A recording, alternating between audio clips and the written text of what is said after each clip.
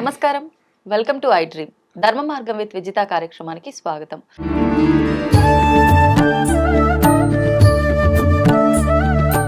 ప్రస్తుతం మనతో పాటు ఉన్నారు ప్రముఖ జ్యోతిష వాస్తు పండితులు, లలిత ఉపాసకులు నానాజీ పట్నాయక్ గారు. ఇప్పుడు వారితో మాట్లాడదాం. నమస్కారం అండి. శ్రీమాత్రే నమః. విదేశాల్లో చాలా మంది ఉద్యోగాలు తీసేశారని చెప్పి రిటర్న్ రావటము, కొంతమంది అక్కడే ఉండి ఇబ్బంది పడటము, ఇలా రకరకాలుగా చూస్తున్నాం ఉద్యోగానికి సంబంధించిన ఇబ్బందులు. నిజంగా ఈ ఇబ్బందుల నుంచి బయటపడాలన్నా, లేదంటే కొత్తగా ఉద్యోగం కోసం కూడా చాలా మంది ట్రై చేస్తూ ఉంటారు. అటువంటి వారికి తొందరగా ఉద్యోగం రావాలన్నా, కొంతమంది వ్యాపారం ఉద్యోగం చేస్తే ఏం కలిసి రావట్లేదు, నేను వ్యాపారం సైడ్ వెళ్దాం అనుకుంటున్నా అనే వాళ్ళు కూడా ఉంటారు. అటువంటి వాళ్ళకి ఏదైనా మంచి రెమెడీ అని చెప్పొచ్చు, లలితా సహస్రనామంలోంచి ప్రత్యేకించి ఏదైనా విధానం ఉందా? తప్పకుండా ఉందమ్మా. ఫస్ట్ ఆఫ్ ఆల్ అసలు ఇది ఎందుకు జరుగుతుంది అంటే ఇది ఇంకా ఎక్కువ ఉంది చెప్పాలంటే. కారణం ఏంటంటే మనం 2.5-3 సంవత్సరాల క్రితమే ముండేన్ ఆస్ట్రాలజీని దృష్టిలో పెట్టుకుని ప్రిడిక్ట్ చేయడం కూడా జరిగింది. నేను మకరంలో శని ఉన్నప్పుడే చెప్పాను. నెక్స్ట్ కుంభంలోకి వెళ్తున్నాడు, నెక్స్ట్ మీనము, నెక్స్ట్ మేషంలోకి వెళ్తాడు. సో ఈ పీరియడ్ అనేది ఏదిందో ఈ ఆర్టిఫిషియల్ ఇంటెలిజెన్స్ లాంటివి పెరగడం కానివ్వండి, ఎందుకంటే ఒక్కొక్కసారి ఒక రెవల్యూషన్ వస్తూ ఉంటుంది. శని కుంభంలోకి ఎంటర్ అవగానే ఒక రెవల్యూషన్ స్టార్ట్ అవుతుంది కెరియర్స్ పరంగా. సో 30 years బ్యాక్ కంప్యూటర్స్ అనేవి వచ్చి పెరిగింది అక్కడ. ఇప్పుడు ఏంటంటే ఇంకో రకమైనటువంటి పందాలకు వెళ్తూ ఉంది. కాబట్టి ఇది నా ఉద్దేశం పరంగా ఏంటంటే మీరు ఎవరికి వారు ఓన్గా ఏం చేసుకోగలరు, మీ టాలెంట్స్. ఒక్కొక్క వ్యక్తికి మ్యూజిక్ టాలెంట్ ఉంటుంది, కొంతమందికి సింగింగ్, కొంతమందికి ఇంకేదైనా ఆర్ట్స్ రిలేటెడ్, ఇంకొంతమందికి ఫుడ్ రిలేటెడ్ ఉంటాయి. కాబట్టి ఓన్గా ఏదైనా చేసుకునేటువంటిది ఫస్ట్ చూడాలి. అండ్ నెక్స్ట్ అసలు ఉద్యోగం అనేటువంటిది ఎవరికైనా సరే ఎందుకు పోతుంది, ఎందుకు రాదు అంటే మనకి ఆస్ట్రాలజీ ఏం చెప్తుంది అంటే దశమ స్థానము అంటారు, 10th house. అండ్ సాటర్న్ గనక వాళ్ళ జన్మజాతకంలో పాడయ్యాడు అంటే, పాడవడం అంటే ఇన్ సెన్స్ ఆ ప్లానెట్ బలహీనంగా ఉంది. ఇక్కడ చాలా మంది దోషము అంటారు కదా. దోషము అంటే అక్కడ అదేదో మన ఆ గ్రహం మన మీద కక్ష కట్టడం కాదు. ఇక్కడ ఏంటంటే ఇప్పుడు మీకు ఒక కారు ఉంది అనుకోండి ఉదాహరణ. కారులో 4 చక్రాల్లో ఒక చక్రంలో గాలిపోయింది, పంచర్ అయింది. అందువల్ల కారు ముందు కదలదు. అంత మాత్రం చేత కారో చక్రమో మీ మీద పగబెట్టినట్టు కాదు, దాని స్ట్రెంగ్త్ పోయింది, అది మీకు ముందు కదలదు. బాడీలో కూడా ఏదో సంథింగ్ ఏదో నర్వ్ ఏదో అయింది, చెయ్యి బాగా పట్టేసింది, లేకపోతే నొప్పి ఉంది, అలా చెయ్యి మీద పగబట్టినట్టు కాదు కదా, ఇది బాగాలేదు, దీనికి దోషం ఏర్పడింది. అట్లాగే మన ప్లానటరీ పొజిషన్స్లో కూడా మీరు జన్మించినప్పుడు ఉన్నటువంటి 10th లార్డ్ అండ్ సాటర్న్ బలహీనంగా ఉంటే మీకు దానికి సంబంధించిన ఫలితాలు సరిగ్గా రావు. బలహీనంగా ఉన్న దాన్ని పెంచుకోవాలంటే మీరు చేయవలసింది ఏమిటంటే 10th లార్డ్ ఎవరో తెలుసుకొని దానికి సంబంధించిన దానం ఇవ్వడం. అలాగే లలితా సహస్రనామాల్లో పర్టికులర్ గా ఓం శ్రీమాత శ్రీ మహారాజ్ని శ్రీమత్ సింహాసనేశ్వరి నమః. ఇప్పుడు ఎవరైనా ఇది చేసుకోవచ్చా, లేదంటే మీరు చెప్పినట్టుగా ఏ గ్రహం ఎలా ఉందో చూసుకొని దానికి తగ్గట్టుగా వ్యక్తిగతంగా చూపించాల్సి ఉంటుంది? వ్యక్తిగత చార్ట్ ఈస్ డిఫరెంట్, అది పర్సనల్ చార్ట్ చూసుకొని చేసుకోవడం వేరు. ఇది అందరికి జనరల్ గా ఇది ఒకటి. ఇంకోటి ఓం మాణిక్య మకుటాకార జానుద్వై విరాజితాయ నమః, ఈ రెండు చేసుకోవచ్చు. ఇంకోటి ఏంటంటే కొంతమందికి ఇక్కడ వీళ్ళు జన్మజాతకంలో అసలు వీళ్ళకి 10 మందికి ఉద్యోగం ఇచ్చే యోగం ఉందా, నువ్వు ఒక దగ్గర ఉద్యోగం చేసే యోగం ఉందా అనేటువంటిది ఉంటుంది. మీ జన్మజాతకంలో గనక ఇంకొక 10 మందికో 100 మందికో 1000 మందికో మీరు ఉద్యోగం ఇచ్చే దాంట్లో ఉందనుకోండి మీ జాతకం, అప్పుడు మీరు ఉద్యోగం చేద్దామంటే దొరకదు, మీకు ఖచ్చితంగా దొరకదు. ఎందుకంటే ఇప్పుడు అందరూ ఉద్యోగం చేసే వాళ్ళని పుట్టించాడు భగవంతుడు. ఎప్పుడు కూడా ఇచ్చే వాళ్ళని చేసే వాళ్ళని పుట్టించాలి. ఉట్టిగా చేసే వాళ్ళని పుట్టించినా ఇచ్చేవాడు ఉండడు, ఉట్టిగా ఇచ్చే వాళ్ళని పుట్టిస్తే చేసేవాళ్ళు ఉండరు. కాబట్టి ఆ బ్యాలెన్స్ తో పుట్టిస్తాడు ఇప్పుడు, అప్పుడే అది సైకిల్ ముందుకు నడుస్తుంది కూడా, లేకపోతే నడవదు కదా. అట్లా ఏంటంటే ఇక్కడ మీ పర్సనల్ చార్ట్లో కనుక 10th house బాగుంది, మీరు ఉద్యోగం చేస్తారు. అలా కాదు 11th house బాగుండి బుధుడు బాగుంటే మీరు వ్యాపారం చేస్తారు. ఇప్పుడు చాలా మందికి ఉద్యోగం చేసే దగ్గర కూడా రకరకాల ఇబ్బందులు వస్తూ ఉంటాయి.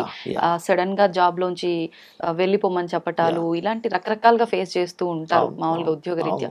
అటువంటి వారు కూడా ఈ లలిత సహస్రనామం నుంచి ఈ మంత్రమే చేసుకోవచ్చా, ఇంకేదైనా ఉంటుందా? వాళ్ళ పర్సనల్ చార్ట్ లో ఫస్ట్ ఆఫ్ ఆల్ అసలు 10th లార్డ్ ఏ గ్రహం అయింది, ఎలా పాడిందో చూసుకుని దానికి దానం ఇవ్వాలి. రెండవది లలిత సహస్రనామాల్లో నేను ఇప్పుడు చెప్పిన 2 మంత్రాలు చేసుకోవచ్చు. గోవు కాస్త బెల్లం శనివారం తినిపిస్తే కూడా కర్మ తొలగుతుంది. ఇంకోటి ఏంటంటే ఇక్కడ నేను మీకు ఉద్యోగంతో పాటు వ్యాపార యోగాలు చూసుకోవాలని చెప్పాను కదా. ఈ వ్యాపారంలో కూడా 2 రకాలుగా ఉంటుంది వీళ్ళకి. ప్రోడక్ట్ రిలేటెడా లేకపోతే సర్వీస్ రిలేటెడ్ వ్యాపారం చేయాలా అని ఉంటుంది వాళ్ళ జాతకంలో. ఓకే. ప్రోడక్ట్ రిలేటెడ్ లేదు, సర్వీస్ రిలేటెడ్ అన్నప్పుడు మీరు సర్వీసే చేయాలి, ప్రోడక్ట్ జోలికి వెళ్ళకూడదు. అంటే ఏ రకంగా? అంటే ఎలా అంటే చిన్న ఎగ్జాంపుల్ చెప్తా చూడండి. ఇప్పుడు కారు అమ్ముతున్నాడు అనుకోండి, దట్ ఈస్ ప్రోడక్ట్. కార్ మీద సర్వీస్ ఇస్తున్నాడు, సర్వీస్. ఓ ఓకే. టీచింగ్స్ సర్వీస్, మీరేం ప్రోడక్ట్ అమ్మట్లే, అవును, చెప్తున్నారు అంతే. ఇప్పుడు యూట్యూబ్ ఉంది, సర్వీస్. అవును, యూట్యూబ్ ద్వారా ఇన్ఫర్మేషన్ వెళ్తుంది, దాని ద్వారా అడ్వర్టైజ్మెంట్స్, ఈ యూట్యూబ్కి అడ్వర్టైజ్మెంట్ ఉంటుంది, దట్ ఈస్ సర్వీస్. మీరు అక్కడ మీరు ప్రోడక్ట్ నేమ్ అమ్మట్లే, ఒక సర్వీస్ చేస్తున్నారు. పార్లర్స్ ఉన్నాయి, సర్వీసెస్. అట్లా మీరు సర్వీస్ ఇచ్చే అయితేనేమో సర్వీస్ ఓరియంటెడ్ రిలేటెడ్గా ఉంటుంది. వాళ్ళకి 4,000 పాడైతే సర్వీసెస్ రిలేటెడే చేయాలి, 4,000 బాగుంటే ప్రోడక్ట్ రిలేటెడ్ చేయాలి. ఇప్పుడు Zomato is service, Zomato and ఇప్పుడు రకరకాలు ఉన్నాయి చూసారా, అవన్నీ కూడా సర్వీసెస్. ర్యాపిడో అండ్ ఇవన్నీ. ఇప్పుడు వివాహాల్లో అయితే కలవలేదు అంటే పేర్లు మార్చి ఏదో రకంగా పెళ్లిళ్ళు చేస్తున్నారు. ఇప్పుడు ఫర్ ఎగ్జాంపుల్ నేనే వ్యాపారం చేయాలనుకుంటున్నా, మీరు నాకు వ్యాపారం సెట్ అవ్వదు, మీరు ఇలా సర్వీస్ ఓరియంటెడ్ చేయాలి అని ఉంది అని చెప్పారనుకోండి. లేదు నేను బిజినెస్ గానే ముందుకెళ్దాం అనుకుంటున్నా అంటే కొంతమంది నా పేరు మీద బాగాలేదని చెప్పి ఇంట్లో వాళ్ళ పేరు మీద, లేదు నా పేరు మీద కలిసి రావట్లేదు కాబట్టి నా పేరు కాకుండా దేవుడి పేరు పెట్టి అలా బిజినెస్లు చాలా మంది స్టార్ట్ చేస్తారు కదా, అప్పుడు ఎలా ఉంటుందంటారు? ఒకటే విషయం గుర్తుపెట్టుకోవాలి, మీ కర్మ ఎప్పుడు మీకు పని చేయకుండా పోదు. ఎలా అంటే ఇప్పుడు మీ కర్మ ఒకటి ఉంది, ఉదాహరణకి మీకు బాగా డబ్బులు వచ్చే యోగం ఉంది, డబ్బులు వచ్చే యోగం ఉన్న వ్యక్తికి ఎట్లయితే డబ్బులు వస్తాయో మీ పేరు మీద ఆ వ్యాపారం లేనప్పుడు ఇంకోళ్ళ పేరు మీద చేయడం వల్ల ఏం కలిసి రాదండి అది. ఏంటంటే డబ్బులు ఫైనల్గా ఎవరు తీసుకుంటారు, మీరే తీసుకుంటారు. అలా పేరు మార్చేసుకున్నంత మాత్రాన వెంటనే మీకు కలిసి వచ్చేయడం అనేది జరగదు అసలు ఎప్పుడు కూడా, అదంతా మిత్ అనమాట అది. నేను అందుకే చెప్తాను ఎవరైనా సరే అంటే మా పిల్లల పేర్ల మీద ఈ బిజినెస్ పెట్టేస్తామంటే ఒకటే చెప్తాను, మీ పేరులో బిజినెస్ బాగుంటేనే చెయ్యండి. మీ పిల్లల పేరులో బాగుందంటే మీ పిల్లలకే పూర్తిగా ఇచ్చేసేయండి డబ్బులు. మీరు జస్ట్ కంపెనీ పెట్టి ఇచ్చేయచ్చు. ఎలా చెప్తా అంటే చెప్తా వినండి. ఇప్పుడు కొంతమందికి ఎట్లా ఉంటుందంటే ఈ జాతకులకి బిజినెస్ బాగాలేదు, బట్ భార్య జాతకంలో బాగుంది అనుకుందాం, కాసేపు జీవిత భాగస్వామి జాతకంలో బాగుంది, ఆ బిజినెస్ చాలా బాగుంది. అప్పుడు కంప్లీట్గా ఈ డబ్బులన్నీ భార్యకి ఇచ్చేసేయాలి. సీరియస్గా చెప్తున్నా. ఇచ్చేసి ఇతను ఒక ఎంప్లాయీగా అందులో ఒక శాలరీ తీసుకుని ఒక 40,000, 50,000, 30,000 ఆ కంపెనీ తగ్గట్టు ఒక ₹1,00,000, ఆ కంపెనీ ఎంత క్యాపబిలిటీ ఉందో కొన్ని కంపెనీస్లో 10 lakhs శాలరీ తీసుకునేది కూడా ఉంటుంది, పెద్ద పెద్ద కంపెనీస్ ఉంటాయి. అప్పుడు పవర్స్ అన్నీ ఆవిడకి ఇచ్చేసి మనీ మొత్తం ఆవిడ అకౌంట్లోనే ఉంటూ ఆవిడ ఇతనికి శాలరీ ఇచ్చేలా ఎవ్రీ మంత్ ఆవిడ రిటర్న్ ఇవ్వాలి, అప్పుడు పనిచేస్తుంది. అంతేగాని పేరు మాత్రం ఆవిడది పెట్టి మొత్తం ఇతరే మొత్తం డబ్బులన్నీ ఎంజాయ్ చేస్తా. బాగానే ఉంది, బిజినెస్ చేయడం సంగతి ఏమో కానీ మొత్తం తీసుకుపోయి పిల్లల చేతిలో పెట్టి ఆ దగ్గర నుంచి అడుక్కోవాలని ఈగో ఎక్కువ గొడవలకు దారి తీస్తుంది. అలా కాదు, ఇక్కడ సక్సెస్ రావాలనుకుంటున్నారు కాబట్టి ఇప్పుడు ఈయన పేరు మీద పూర్తిగా ఉంటే మరి లాస్ అవుతుంది, దానికంటే ఇది బెటర్ కదా. మొత్తం లాసే రోడ్డు మీదకి వచ్చే కంటే ఆ చిన్న ఇదే ఉందంటే ఇద్దరు ఒకటే అని ఫీల్ అయినప్పుడు అది రాదండి యాక్చువల్గా, అసలు అది జరగదు చెప్పాలంటే. అట్లాగే పిల్లల పేరు మీద అనుకుంటే కూడా పిల్లలకు గనక నిజంగానే వాళ్ళ పేరు మీద పెట్టాలనుకుంటే కంప్లీట్గా ఇంక వాళ్ళకే ఇచ్చేయాలి. అంతేగాని వీళ్ళేదో వాళ్ళ పేరు మాత్రం వాళ్ళది పెట్టి వీళ్ళేదో నడిపించడం అనేది కరెక్ట్ కాదు. ఇంకొంతమందికి ఎట్లా ఉంటుందంటే వీళ్ళది వాళ్ళది ఇద్దరిది బాగుంటుంది, అప్పుడు వాళ్ళ పేర్లు పెట్టుకుంటారు. That is different thing. ఇప్పుడు వీళ్ళకి బాగుంది వాళ్ళకి బాగుంది, అప్పుడు వాళ్ళ పేర్లు పెట్టుకోవడం వల్ల గుడ్. అలా చేయొచ్చు. లేదా వాళ్ళని ఒక పార్ట్నర్గా చేర్చుకొని వాళ్ళకి కూడా లాభాలు ఇవ్వడం చేయాలి. ఊరికే పేరుకు మాత్రం పార్ట్నర్ అండి నేను అసలు వాళ్ళకి రూపాయి ఇవ్వను మొత్తం నేనే ఎంజాయ్ చేస్తాను అంటే గ్రహం మీకు డబ్బు ఇవ్వదు అంటున్నా అక్కడ. మీరు అట్లా ఎట్లా గ్రహాన్ని మోసం చేయగలరు, మీ కర్మను ఎట్లా మోసం చేయగలరు, దేవతను ఎట్లా మోసం చేయగలరు? అంత ఈజీ కాదు. దేవత ప్రతిదీ చూస్తూ ఉంటుందండి, కంప్లీట్గా కనుసైగల్లో అన్ని నడుస్తుంటాయి. మనం అనుకుంటున్నాం ఎవరు చూడట్లేదు, నడిచిపోతుంది, అంత సీన్ లేదు, ప్రతిదీ గమనిస్తూనే ఉంటుంది. ఇక్కడ తప్పించుకుంటున్నాం కానీ ఆవిడ చేతులు తప్పించుకోలేదు. తప్పించుకుందాం అనుకుంటున్నాం, ఇక్కడ కూడా తప్పించుకోవట్లేదు. అంటే మన చుట్టూ ఉండే వ్యక్తుల దగ్గర మనం తప్పించుకుంటున్నాం అనుకుంటున్నాం కానీ లేదు. కాబట్టి ఏంటంటే పర్టికులర్గా ఎవరికైనా ఉద్యోగంలో వీక్గా ఉంది అంటే first 10th lord, 6th lord, 2nd lord check చేసుకోవాలి, వాటికి సంబంధించిన దానాలు ఇవ్వడము. అండ్ అలాగే రెగ్యులర్గా కొంచెం నేను ఇందాక చెప్పిన మంత్రం చేస్తూ గోవుకి బెల్లం తినిపిస్తూ మీకు అసలు జాబ్ ఉందా వ్యాపారం ఉందా చూసుకొని ముందుకు వెళ్ళినట్లయితే 100% జాబ్స్ అనేవి పోయేటువంటి స్థితి నుంచి బయటపడము. ఒకవేళ కొత్త జాబ్స్ రావాలన్న రావడం 100% జరుగుతుంది ఈ మంత్రం ద్వారా. ఓం శ్రీమాతా శ్రీ మహారాజ్ని శ్రీమత్ సింహాసనేశ్వరి నమః. ఇంకోటి ఉంది, అది ఓం మాణిక్య మకుటాకార జానుద్వై విరాజితాయ నమః చేసుకోవచ్చు. సంతోషం అండి. నిజంగా ప్రస్తుతం ప్రతి Yeah. ఒక్కరు కూడా ఈ Yeah. సమస్యను ఎక్కువగా చూస్తా ఉన్నారు. Yeah. పోతదేమో అని చెప్పి ప్రాణాలు గుప్పిట్లో భయం. పెట్టుకొని ఆ భయంతో ఉండే వాళ్ళు Yeah. కొంతమంది, పోయిన తర్వాత మళ్ళీ వెంటనే మేము ఎక్కడ జాయిన్ అవుతాము ఏంటి, ఈ టెన్షన్స్ చాలా మందిలో ఉన్నాయి. Yeah. గురుగారు, మహాశివరాత్రి రాబోతుంది. అవునమ్మా. మహాశివరాత్రి యొక్క విశిష్టత ఏంటి? ఎందుకు ఆ రోజున మనం మహాశివరాత్రి అంత ఘనంగా జరుపుకుంటాము? చాలా అంటే ఉపవాసాలు గాని, ఈ జాగారాలు గాని, అసలు ఎప్పుడు పూజల జోలికి పోని వాళ్ళు కూడా మహాశివరాత్రి వచ్చిందంటే ఖచ్చితంగా ఆ రోజున ఉపవాసం ఉండటము, పూజల్లో పార్టిసిపేట్ చేయడము, ఆలయాలకు వెళ్ళడం, ఇలాంటివన్నీ చేస్తూ ఉంటారు. ఎందుకని అంటారు? దాని గురించి తెలియజేయండి. అంటే ఎలా అంటే అమ్మా, ఇప్పుడు ఫుడ్ ఉందనుకోండి, ఉదాహరణకి ఒక మంచి ప్రోటీన్ ఫుడ్ అనగానే మనం తీసుకుంటామా తీసుకోమా? తీసుకుంటాం. విషము అంటే దూరంగా ఉంటామా ఉండవా? అవును, ఉంటాం. ఒక మంచి వ్యక్తి అండి మన ఇంటికి వచ్చారంటే మనం పలకరిస్తాం కదా. ఖచ్చితంగా. అలాంటప్పుడు ఒక మంచి కాలం అది. మహాశివరాత్రి అనేటువంటిది ఒక మంచి టైం. ఆ టైంలో మంగళకరుడైనటువంటి శివ అంటే మంగళము, మంగళకరుడైనటువంటి ఈశ్వరుణ్ణి ప్రార్థించేటువంటి గొప్ప సమయం ఇది మహాశివరాత్రి. ఇప్పుడు ప్రతి వ్యక్తికి కావాల్సింది ఏమిటి? వాడికి మంచి జరగాలని కోరుకుంటాడు. అది ఈ జన్మలో కావచ్చు, రాబోయేటువంటి జన్మల్లో కావచ్చు, ఒక మోక్ష మార్గంలో వెళ్ళడం కానీ, ఒక విముక్తి కలగడానికి కానీ కారణం ఎవరంటే శివుడే.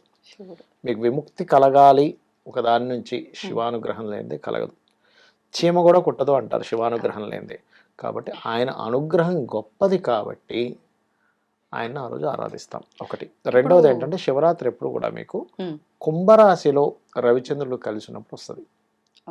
కుంభరాశి అనేటువంటిది ఏంటంటే ఆనందాన్ని ఇచ్చేటువంటి 11th హౌస్. యాక్చువల్గా మీకు ఏదైనా ఒక విషయం జరగాలనుకోండి, అంటే ఒక ఫుల్ఫిల్మెంట్ రావాలి, ఏదైనా ఒక ప్రయత్నం చేస్తున్నారు, ఒక ఇల్లు కన్స్ట్రక్షన్ కావచ్చు, ఒక వాహనం కొనుక్కోవాలనుకోవడం కావచ్చు, లేకపోతే లేడీస్ కామన్గా ఒక హారం ఏదైనా కొనుక్కోవాలనుకుంటారు, లేకపోతే ఒక గోల్ ఉంటుంది ఒక ఎడ్యుకేషనల్ పరంగా.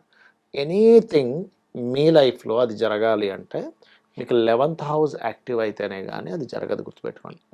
అలా న్యాచురల్ 11th హౌస్లో చంద్రుడు రవి కలిసి ఉంటారు కుంభరాశిలో ఎవ్రీ శివరాత్రి, మీరు గమనించండి.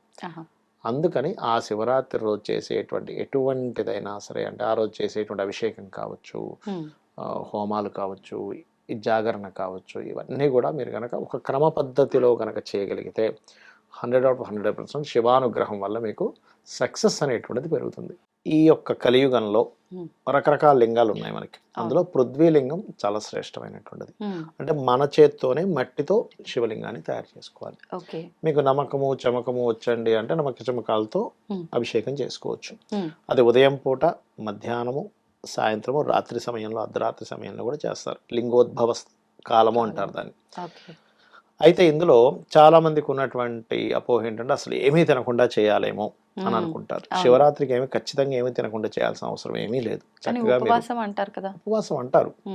మీకు స్తోమత ఉంది, మీరు ఈశ్వరుడు కోసం నేను అలా ఉండడంలో నాకు ఆనందం ఉంది, నాకు శక్తి ఉంది అంటే ఉండండి, తప్పేం కాదు. కానీ పాలు తీసుకొని చక్కగా పాలు, అందులో చిన్నగా మనకి రకరకాల కూరగాయలు ఉంటాయి కదా, అన్నిటినీ మన కూరగాయలు కాదు, పళ్ళు ఉంటాయి కదా, పళ్ళనన్నింటినీ చక్కగా మీరు కట్ చేసి వేసి వాటితో అభిషేకంగా చేసి అభిషేక జలాన్నే స్వీకరించవచ్చు మీరు స్వామివారికి.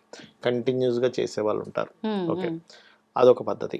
రెండవది ఏంటంటే శివరాత్రికి జాగరణ ఈజ్ మోస్ట్ ఇంపార్టెంట్ అన్నిటికంటే కూడా.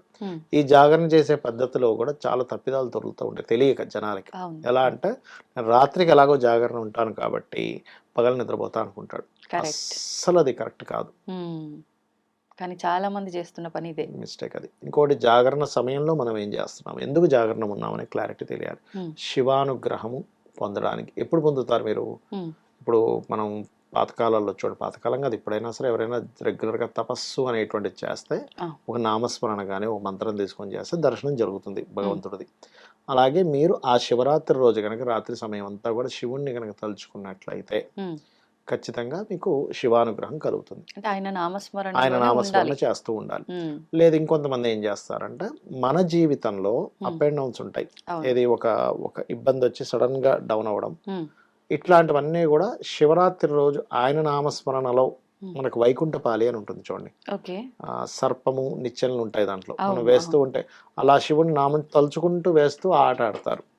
అంటే ఏమిటి, ఈ రాత్రి జరిగినటువంటి సమయంలో మీ లైఫ్లో ఏదైతే కాలము ద్వారా మింగవలసినటువంటిది జరిగేటువంటిది ఏదైతే ఉందో ఈ రూపంలో పోతుంది చిన్నగా. ఓకే. అందుకని అట్లా చేస్తారు. అదొకటి. అదేవిధంగా ఇంకొక విషయం ఏంటంటే రాత్రంతా జాగరణ ఉండి మళ్ళీ ఉదయం వెంటనే నిద్రపోయే వాళ్ళు ఉంటారు. అసలు అలా పడుకున్నా జాగరణ చేసి వేస్ట్ మీరు. మీరు ఫిక్స్ ఏమవ్వాలంటే పొద్దున్న పడుకోను రాత్రంతా జాగరణ ఉంటాను. నెక్స్ట్ డే నైట్ వరకు జాగరణ ఉండి ఆ నెక్స్ట్ డే నైట్ నిద్రపోవాలి. దీనివల్ల ఫస్ట్ జరిగేది ఏమిటంటే శివానుగ్రహంతో పాటు మీకు ఆరోగ్యం చాలా బాగుంటుంది దీనివల్ల. ఎందుకు అంటే మీరు చూడండి, ఎప్పుడైనా మీకు ఏదైనా హెల్త్ ఇష్యూ వచ్చినప్పుడు డీప్ స్లీప్లోకి వెళ్ళారనుకోండి, హెల్త్ ఇష్యూ క్లియర్ అవుద్ది తెలుసా మీకు? అవును, అవును. డాక్టర్స్ నిద్రలోనే కూడా సగం రోగాలు పోతాయి అంటారు. అంటారు. డాక్టర్ గారు అడుగుతారు కూడా, మీకు ఎప్పుడైనా హెల్త్ బాగాలేనప్పుడు మీకు నిద్ర ఎట్లా పడుతుందమ్మా, ఓకేనా మీకు అంటారు. నిద్ర బాగా పట్టిందండి రాత్రి అంటే తగ్గిపోద్ది.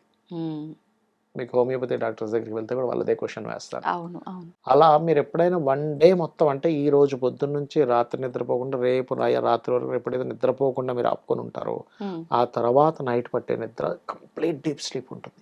అవును.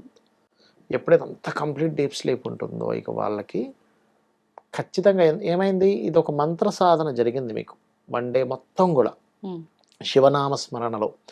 ఎప్పుడైతే అలా జరిగి నెక్స్ట్ డే నిద్రపోయారో నైట్కి మీకు ఒకటి పాపము దగ్ధమవ్వడము, రెండవది మీకు హెల్త్ సంబంధించిన పాపం దగ్ధమైతే హెల్త్ ఆటోమేటిక్గా తగ్గుతుంది. పూర్వజన్మ కర్మే మనకి వ్యాధి రూపంలో వస్తుంది కాబట్టి. అంటే మనం పూర్వజన్మ కర్మని కూడా తొలగించుకునే ఒక మంచి రోజుగా శివరాత్రిని భావించవచ్చు. 100% మనకి ఎటువంటి పూజలైనా సరే దానికి సంబంధంగానే ఉంటుంది. ఎందుకంటే పూర్వజన్మ కర్మ అనేటువంటిది 6వ స్థానంలో ఉంటుందమ్మా. 6వ స్థానాన్ని వ్యతిరేకించే స్థానాలు 5, 11. ఈ 11వ స్థానంలో 2 గ్రహాలు ఉంటున్నాయి, రవిచంద్రులు. అది ఒకటి కాలాన్ని సూచించేవి రవిచంద్రులు ఇద్దరు కూడా మనకి చూడండి. అందుకే చంద్రుడు ఉండే గమనాన్ని బట్టి ఈ తిథి అంటున్నాం, రవి ఉండే సమయం, రవి ఉదయించినప్పుడు ఉదయం అంటున్నాం, అస్తమించేటప్పుడు సాయంత్రం అంటున్నాం, నన్నట్లో ఉంటే మధ్యాహ్నం అంటున్నాం. దాన్ని బట్టి టైం క్యాలిక్యులేట్ చేస్తున్నాం. కాబట్టి రవిచంద్రులు రాహుకేతువులు వీళ్ళిద్దరూ కూడా ఈ నాలుగు కూడా ఏంటంటే సమయాన్ని సూచించేవారు. కాబట్టి ఈ రోజు కనుక ఎవరైతే శివనామ స్మరణలో గడుపుతారో ఖచ్చితంగా వారికి లైఫ్ అనేటువంటిది ఒక మంచి టర్నింగ్ పాయింట్ తీసుకుంటుంది. కొంతమందికి అనిపించొచ్చేవండి, నేను శివరాత్రి ఎప్పటి నుంచో చేస్తున్నాను కానీ నాకేం పెద్ద టర్నింగ్ అనిపించలేదు అని. కానీ వాళ్ళకి తెలియని విషయం ఏంటంటే ఏదో పెద్ద ఆపద రాకుండా శివుడు ఆపుతున్నాడు అక్కడ. ఎక్కువ గ్రోత్ లేకపోయినా రావాల్సిన అనర్థాలు విపత్తులని మాత్రం తగ్గిస్తుంటాయి. ఇంకోటి ఏంటంటే ఎప్పుడు కూడా భగవంతుడు ఎప్పుడు కూడా మనల్ని ఇబ్బంది పెట్టడమ్మా, మన కర్మ మనల్ని ఇబ్బంది పెడుతుంది. ఆ కర్మకి దేవత వచ్చి అక్కడ అడ్డుపడుతుంది. మన నిత్యము దేవతారాధనలో ఉన్నప్పుడు ఖచ్చితంగా అడ్డుపడుతుంది. సంతోషం అండి, చాలా మంచి విషయాలు తెలియజేశారు. ధన్యవాదాలు. శ్రీమాత్రే నమః.